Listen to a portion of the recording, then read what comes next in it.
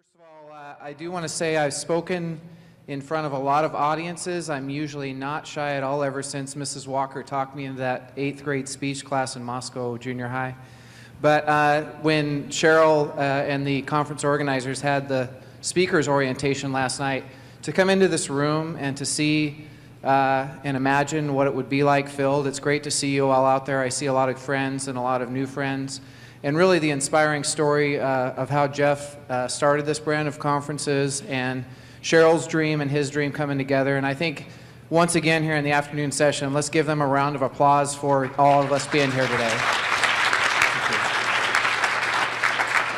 I also think you should always think before you volunteer for something, because it sounds like a really good idea to be part of a cool event like this. And of course, you don't want to create a disaster that then Cheryl has probably already prepared for, but then she has to respond to it. So I don't know, I could get laryngitis or something and see what happens. But I did want to kind of throw away my notes that I had coming into last night and just see the tone of the day. And it's just really inspiring to be up here. And I know we have 3 people here with journalism backgrounds. We're all, I think, recovering journalists. Is that right? Yeah.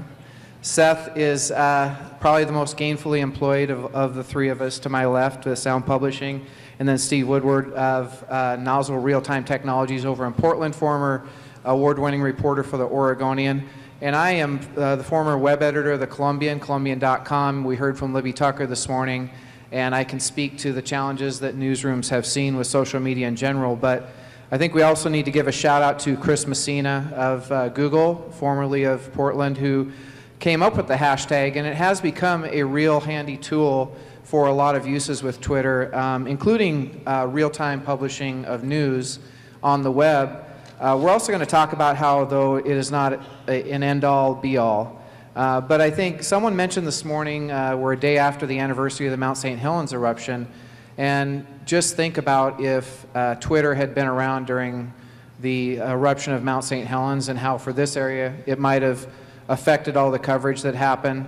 Nationally, in the last few years in my desk at the Columbian, it truly became, we saw the rise of it, and I'm sure Seth has seen this too, and I know Steve has been there on the front line. Truly, Twitter has become the forefront of breaking news on the web, and hashtags are sometimes a part of that, and sometimes hashtags create chaos or the lack of them. But you saw with the Michael Jackson death and the election, the most recent presidential election, that Twitter and hashtags became a very important part of it. Interestingly, on the Michael Jackson death, there was an expectation in our newsroom at that time that had never been there, and that is that we cared about a national story. And normally we were all focused on the local, and it was hard to get too excited about the hashtag for the First Citizen event or the economic forecast breakfast. There weren't a lot of people tweeting out some of the local events. But then as we started getting into these national stories, it was interesting to see Associated Press, for example, lag behind the Twitter account Breaking News because they wanted to be doubly sure. They had a reputation to look out for. Then we saw locally and here in the region, hashtags really did start to take off, and Seth's going to talk about that in particular with a series of events. There was the Washington snow, which led to the Northwest floods, hand in hand. And then really a nice convergence with what we're talking about here today was the H1N1 virus, or the swine flu outbreak that hit the Northwest and was a factor down here. So to see the convergence for me of social media, emergency response, public health, and media aspects of that really prompted me to propose this panel, and I thank the panel for allowing us to talk. I also was inspired by Jeff and Cheryl with their personal stories about social media and how this conference has changed them, and I saw a personal angle to the swine flu story. My wife was pregnant with our child. We had to talk about whether to get the swine flu virus. And then meanwhile, as in my day job, I'm reading about the public health district's response, and they did a great job. Kudos to you, doctor, and your staff. Not only in just getting out the word and the public government agencies getting the word out, but then in actually executing and vaccinating all these people. And so I remember one moment where it all kind of hit home, where we talk about social life, work life, and your personal life all coming together. And I'm standing in line to get my swine flu shot with a video camera, interviewing people, including the doctor after I got my shot, and then going back and editing the video and posting it on Columbian.com and tweeting it out on social media. And it was really, I think, locally, what I saw was kind of the coalescing of all these forces that need to come together. And I think that's what we're talking about here today. So meanwhile, north of us in Seattle, there were some things happening with other web editors throughout the Northwest, people who run websites, mostly for newspaper sites. And Seth was at the forefront of a group that was working on a lot of these issues. And if you could tell us, Seth, kind of what was going on. Sure. So at the end of 2008, the Puget Sound area got hit, as I think you guys did too, with an unusual amount of snow. And almost immediately, as we're known to do here in the Pacific Northwest, things just shut down. And so our news coverage teams, we have 35 newspapers throughout the Puget Sound area. Everybody sort of went into action covering their own community. And my team, the new media team, was put in place to sort of look at what everybody was doing and sort of collect all that and aggregate it and put that out into the community. We started cooperating with other news organizations in the area almost immediately, just sort of on a casual basis over Twitter.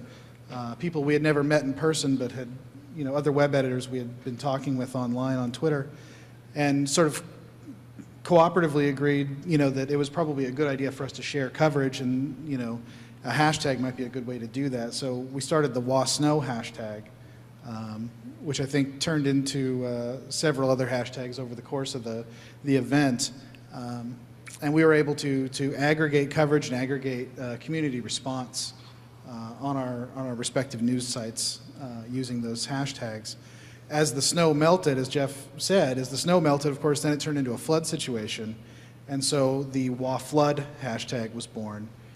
And we were able to sort of learn from what we had done with the snow only a week earlier, and sort of provided what we thought was even better coverage with the flooding. And then I think it was later that year that the H1N1 came out and was a big news story. And again, we all got together, and we got a larger group of editors together at that point, including Jeff and some people in Walla Walla and Spokane, and agreed on, I think it was WaFlu was the one we agreed on for local issues regarding H1N1, and then I think the national hashtags at that point were H1N1 and swine flu. So we were sort of carving our content up between whether or not it was local to Washington or whether or not it was national swine flu content. And we were able to pull content in from not just recognized news organizations, but independent bloggers or just anyone on Twitter at that point, and created a nice sort of comprehensive package for our communities. And that included the public health agencies, for example, getting their information out in real time, which I hadn't really seen that happening to that point, where in one Twitter stream you had media outlets, you had bloggers, and then you had public agencies getting their information out in real time. Is that what you guys saw too?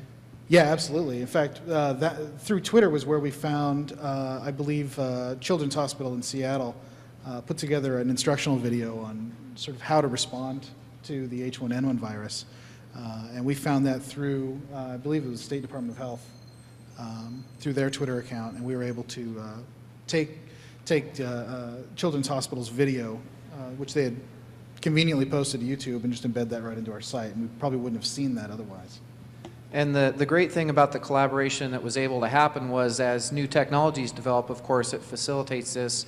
And there's a company that's still around today that was a digital startup called Publish2, and that's Publish with the number 2.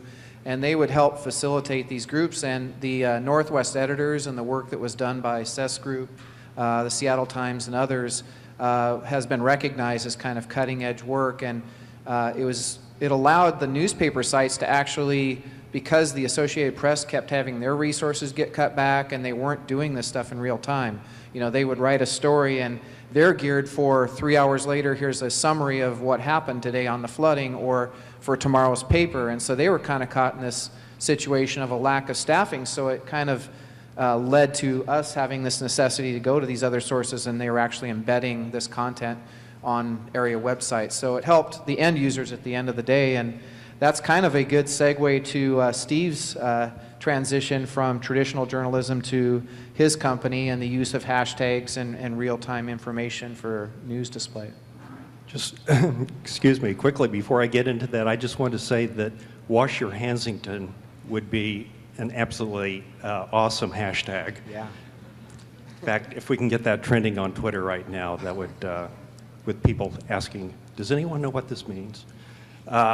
So I left daily journalism, the Oregonian, back in late 2008, and I've kind of been watching the evolution of Twitter since then. I wrote about Twitter probably 2007, 2008, the developing Twitter community here, and it's been taking off among journalists who were kind of always behind the times, but back when the Chilean earthquake occurred and there were these tsunami warnings for Hawaii, I suggested to people in the newsroom, I was out of the newsroom at that time, but I couldn't help myself, that they ought to use Twitter to find people who were in Hawaii from Portland. So the first thing one reporter did, who was assigned to the story, is create a Twitter account with a cute little egg and sent out a tweet saying, anyone out there from Portland? And I thought, well, okay, this is not the right way to talk to people out in Twitterland. What they didn't understand is that they were shouting into a vacuum. They didn't have followers. They totally didn't understand what Twitter was about, that it's a community and that you have to be out there and build up a community. They also didn't understand hashtags. If you use a hashtag, you have to understand it's a beacon, and it works two ways. You can find those beacons out there in the universe, and you can also have people find you. So what you have to do is, in an event, and this is journalists, emergency personnel, whoever you are, is find what the hashtag for that event is. And it's going to be chaotic in the early days of any event, because there will be a variety of people who are directly concerned, like emergency personnel, who are creating hashtags that are really useful. The New Zealand earthquake was a great example. They developed EQNZ as one of the early hashtags. Everybody coalesced. It was a spontaneous democratic process that nobody was in charge of. It simply evolved. And later, when the Japanese earthquake occurred, emergency personnel almost immediately adopted EQJP, and a community evolved around that. It took a long time before journalists found that, because they were doing hashtag Japan, hashtag Quake. There are a lot of other things going on in the world that have to do with Japan and earthquakes. It took them a long time to find the key personnel who were tweeting about those events. Now, as far as finding people who are not directly involved, that's more problematic. I would say, just based on my experience, that 90% plus of all the people out there don't even know what a hashtag is. So how do you find people who don't know hashtags? You can do a Twitter search, which will find, if you do EQJP, you'll find not only hashtag EQJP, but you'll also find EQJP without the hashtag. So you can do searches and leave the hashtag off. But if you're doing, a couple of years ago, what my company does is coalesce all those. I don't know how many people here use a dashboard like TweetDeck or Seismic or Hootsuite. Some of you. Each one of those streams can do one search. So you keep opening up streams, and pretty soon you've got a screen full of streams trying to search for different hashtags. So what we do is create one stream that contains hashtags, not hashtags, complete phrases, RSS feeds, public records. We put it all into one stream so that it's aggregating. When Gabrielle Giffords was shot down in Tucson, we probably had on the neighborhood of 30 to 40 different search terms in one stream, including misspellings of names. Early on, it's so chaotic that you can't, that everybody is communicating pretty poorly. So when the snowpocalypse occurred here, we created a stream. I'm kind of wandering here, but I'm trying to get a lot of information in. Twitter's very powerful. You can create a local stream too, and you probably heard a little bit about that earlier today. What we do for Portland is essentially drop a virtual map pin in the center of Portland, draw a 25-mile radius around that, which takes in the urban growth boundary, and we search that tweet stream. So in Portland, that's in the neighborhood of 30 to 40,000 tweets a day. And out of that, back when the snowpocalypse was occurring, we searched on snow, traffic, and idiot. And it was pretty entertaining. There were tweets out there, you know, the bus just ran off the road into a ditch in front of me. Well, for a journalist, just think of the power of that. You tweet back and say, hey, can you stick your iPhone out the window and take a picture of that and upload it for us in real time? I mean, it is a tremendously powerful tool, and I think journalists are just now being able to get to the point where they can use that. But first, they really have to create the accounts and understand how it's used. Yeah, I see this discussion kind of as a natural follow-up to this morning's discussion about how social media has changed the newsroom, and you have to have that change of mindset, the two-way discussion, and understanding the technologies to enable things like hashtags. Of course, some organizations on a national and international level, like NPR, Andy Carvin has done a great job with the Middle East uprising, covering it. And then we have someone like Ed Boraski, who I see out in the middle of the crowd there. Hi, Ed. You know, he can then be at his compound and retweet results, and he's finding other sources. And it's just really cool to see the real-time convergence of vetted journalism with crowdsourced stuff. And it really, I think, has kind of created a model that's only going to refine itself over time. A question I have for you, Seth, is I know in Portland and in big stories like that, it is easier with the PDX boom and things like that. But you have a lot of smaller communities that your publications represent. What kind of challenge is it to try and even find viable content that is using hashtags and use this technology in that way? Well, what we found is that the smaller the community, the less likely there is to be a hashtag. And you get, we have some newspapers and communities that are very small. And the percentage of our readers or people in the community who are using Twitter specifically is pretty small. And so finding those people is difficult. They often don't use the hashtags. And so, using location-based searching in advance to sort of build up your follower list is helpful when you're in a smaller community like that, because you're going to know already who in your community is tweeting. You're not going to rely quite as much on hashtags at that point. And that has worked particularly well for us in the very small communities. There was an effort that the Seattle Times had that we were talking about where they won an award, and part of it involved the use of hashtags in Twitter. Yeah, the Times, for those who don't know, won a Pulitzer Prize last year for breaking news coverage. And my company's not affiliated with the Times, but the Times covered the shootings of 4 police officers in Lakewood, Washington, and won the award for that. And part of their process was to create a hashtag called #WashShooting during the first few hours of the event, and they were able to aggregate lots and lots of content around that hashtag and really collect a lot of good information that they probably wouldn't have been able to even with the size of their newsroom. So that seems like an endorsement that mainstream journalism and those who award things like the Pulitzer Prize are seeing this happen, and we really thank you guys for our time. Our goal is to not have that song play, so we're going to shut it down. Thank you very much.